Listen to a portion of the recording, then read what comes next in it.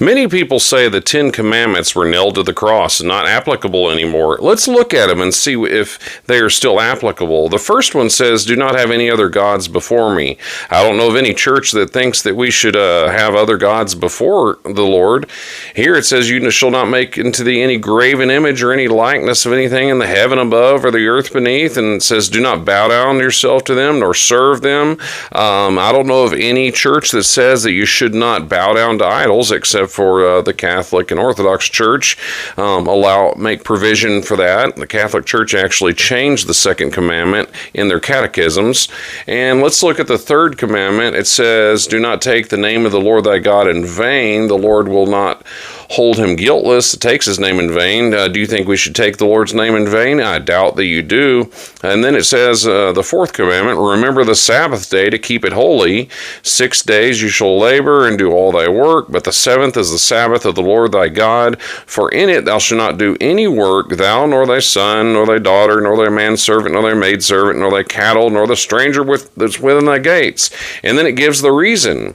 For in 6 days the Lord made heaven and earth, the sea and all that in them is, and rested the seventh day. Wherefore the Lord blessed the Sabbath day and hallowed it. It's interesting. This is the one commandment that begins with the word remember, and it's the one that most people forget about, or they say is not applicable anymore. But I wonder why only one of the 10 we think is not applicable anymore. Let's look and see if any of these other ones are applicable. Honor your father and your mother. Does any church teach that we shouldn't do that? I don't think so. What about thou shalt not kill, or really it means murder? Do you think that's okay? What about committing adultery? Do you know of a church that promotes committing adultery? I doubt it.